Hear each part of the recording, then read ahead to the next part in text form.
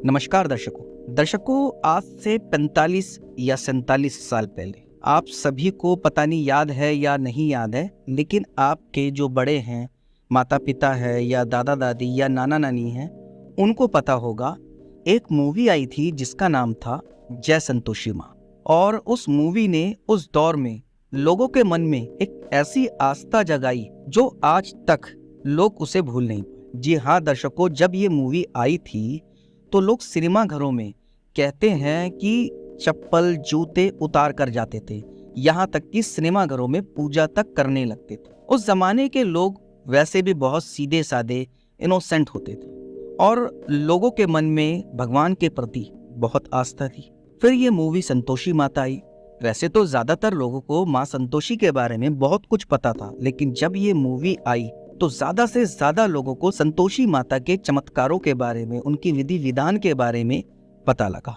उस जमाने में जो लोग जानते थे वह तो करते ही पूजा थे, लेकिन जो लोग नहीं जानते थे, जिनको माँ संतोषी के चमत्कारों का पता लगा, एक से दूसरे दूसरे तीसरे, तो ज्यादातर लोग संतोषी माता को मानने लग गए थे।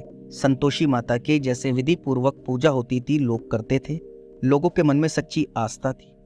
इन्हीं में से एक हंसता खेलता परिवार था। परिवार में एक महिला थी। महिला का नाम श्यामा देवी था। वह महिला 6 साल की उम्र से ही भगवान विष्णु की पूजा करती थी, माँ काली की पूजा करती थी, शंकर भगवान की पूजा करती थी। सभी देवी देवताओं को बड़े ही आस्था पूर्वक वो मानती थी। और जब उन्हें भी संतोषी माता की इस फिल्म के बारे में या लोगों के द्वारा पता लगा, उन्होंने सच्ची आस्था से संतोषी माता की भी पूजा चालू कर दी। उनको देख उनकी बेटी भी सच्चे मन से ये पूजा करती थी। आपको पता है, सुख दुख सबकी लाइफ में आता ही है। वो लोग भी ऐसा नहीं कह सकते कि बहुत ज्यादा धनवान परिवार था, पर ये था कि जितना था उनके पास उनके लायक ठीक था। 3 बेटे थे, 2 बेटियां थी। बड़ी बेटी की शादी हो चुकी थी। अब हुआ क्या कि इस महिला के जो पति थे वो किसी कारणवश न जाने कहाँ चले गए।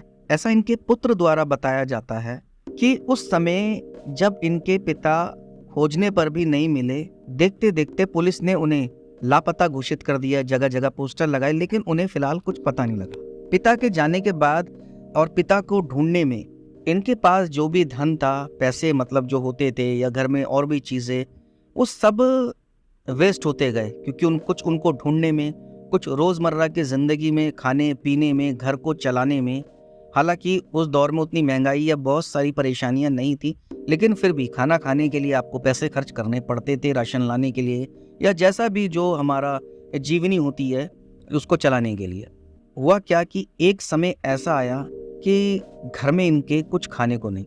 जो इनकी माता जी थी, जिनका नाम श्यामा देवी मैंने आपको बताया, उन्होंने बहुत कोशिश करी जगह जगह से राशन लेकर आने की, उधार राशन लेकर आने की, सब्जी लाने की। बहुत समय तक ऐसे चल रहा था।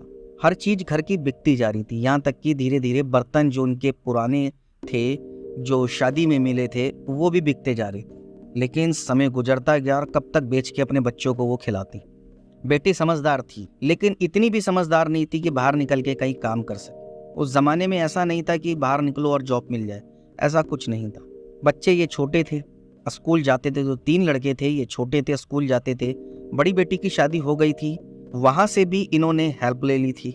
अब क्या करते, कहाँ से ली थी। एक दिन जो इनका छोटा बेटा था वो इतना भूख के मारे परेशान हो रहा कि वह अपने घर के ऊपर वाले रूम पर जाकर बैठ गया। और वो भूख की वजह से इतना परेशान हो रहा, इतना रो रहा कि उसको देखकर जो उससे बड़े 2 भाई थे, बहन थे, वो कह रहे नहीं, अभी मम्मी कहीं से खाना ले आएगी, अभी हो जाएगा। अभी मम्मी कहीं से खाना ले आएगी, अभी हो जाएगा, तू रो मत, चल पानी पी ले, जब तक थोड़ी देर के लिए पानी पी ले, अभी खाना आ जाएगा, अभी हम सब मिल बांट के खाएंगे और आराम से एकदम, ठीक है, तू टेंशन मत ले। वो लोग उसे एक आश्वासन दे रहे थे, बार बार अपनी माँ को देखने भी जा रहे थे कि मम्मी कहीं से कुछ लाए तो हमारा भाई खाए, बहुत रो रहा है, परेशान हो रहा है। आप यकीन करें, तीनों बच्चे नीचे चले गए, 2 बेटे और जो बेटी थी। वो बच्चा आराम, मतलब जो उसे कहते हैं ना, वो लोग जो बोल रहे थे, बोलते बोलते उस बच्चे को रोते रोते रोते नींद आ गई। दोनों लड़के भी नीचे चले गए, लड़की भी नीचे चले गई, जबकि वो भी बच्चे थे, भूखे वो भी थे, लेकिन समझ रहे थे अपने घर के हालातों। होता क्या है, वह बच्चा सो रहा था और उसी बच्चे ने ये कहानी बताई भी है कि वो बताता है और उसे आज तक याद है, क्योंकि इतना भी वो छोटा नहीं था कि उसे चीजें याद ना रहे। 11-12 साल का बच्चा था। याद था उसे। तो वो बताता है कि वह देखता है कि एक सफ़ेद साड़ी में एक महिला उसके पास बहुत सारा चना और गुड़ रखती है और कहती है, उठो बेटा, चना गुड़ खाओ। वो बच्चा उठता है और वो देख रहा है कि मैं उठ गया हूँ, नींद से जाग गया, और वो महिला को उसे ऐसा लगता है कि साक्षात वो कह रही है, उसके सामने कह रही है, मैं कोई सपना नहीं देख रहा, कुछ नहीं देख रहा। वो खाता है और वो जब वो खाता है वो पेट भर गया उसका, वो खुश होता है। तो वो कहता है कि आप कौन हो और कहाँ से आए हो? कहते हैं, नहीं, मुझे तुम्हारी माँ ने भेजा है और उन्होंने बताया कि तुम बहुत भूखे थे और तुम्हें भूख लग रही थी, तो तुम्हारी माँ किसी काम से कहीं रुक गई है, उन्हें आने में देर लगेगी, जब तक तुम इसे खाओ। तो बच्चा कहता है कि मेरे भाई बहन, तो कहते हैं नहीं, तुम्हारे भाई बहन भी खाएंगे, तुम अपने भाई बहन को भी खिलाओ। अब अचानक वो लड़का क्या देखता है, जैसे ही उस कटोरे को उठाता है और वो उठने वाला होता है, तो वो देखता है कि मैं देखूं वो मुड़ के देखता है, मतलब वो देखता है वहाँ कोई नहीं है। वह हैरान हो जाता है कि ये क्या हुआ। वो बच्चा तो था लेकिन घबराता है और घबराते घबराते नीचे चले आता है। उसके भाई बहन कहते हैं क्या हो गया, तो वो सारी बात बताता है, लेकिन वो जो कटोरा था वो उसके हाथ में था।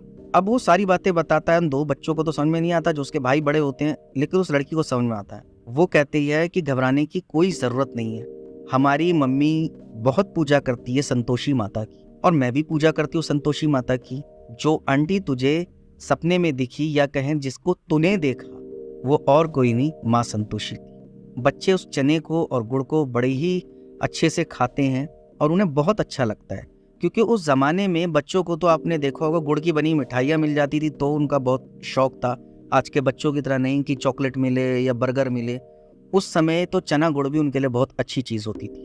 अब उनकी माता आती है और वो देखती है, कहती है ये तुम लोग कहाँ से लाए? उसकी बेटी सारे कुछ बताती है। उसकी माता बहुत खुश होती है और संतोषी माता को हाथ जोड़कर प्रार्थना करती है और उनसे शुक्रिया करती है कि मेरे बच्चों को माँ इस हाल में देख नहीं सकी, भूखा देख नहीं सकी, और स्वयं आकर उनकी भूख मिटाई। फिर वो क्या करती है, उसकी माँ माता के आगे सभी बच्चों कहती है कि हाथ जोड़ो और माँ से अपने पिता की वापसी के लिए भी दुआ करो, ताकि तुम्हारे पिता भी वापस आ जाए। सारे बच्चे मिलके दुआ करते हैं और आप यकीन करिए 7 से 8 दिन होते हैं, उनके पिता भी वापस आ जाते हैं। उनके पिता बताते हैं कि वो गए किसी काम की तलाश में थे, वहां से कोई उन्हें किसी जगह ले गया, उसने उन्हें नशे की चीज खिलाई या पिलाई, उन्हें कुछ याद नहीं, लेकिन उन्हें ये पता था कि वो किसी ऐसी जगह थे जो उन्हें खुद नहीं पता कि यहाँ से कैसे जाने का रास्ता है, कैसे आने का रास्ता है, कि मुझे खुद नहीं पता कि मैं कैसे तुम्हारे पास आ गया, पर मैं आ गया। मैं कहाँ था, क्या था, बस मुझे इतने ही याद है, मैं काम की तलाश में बस अड्डे पर गया, बस अड्डे पर मुझे एक आदमी मिला, उसने मुझे कोई चीज़ खाने की दी, मैंने खाया और उसके बाद मुझे कुछ नहीं पता। दर्शकों, वो जो बच्चा था जिसको माता दिखी थी, अब तो वह वयस्क बन चुका है। उन्होंने बताया कि आप यकीन नहीं करेंगे कि माँ संतोषी की हमने विधि विधान से पूजा करी और आने वाले समय में हमारे को किसी भी चीज़ की कमी नहीं रही।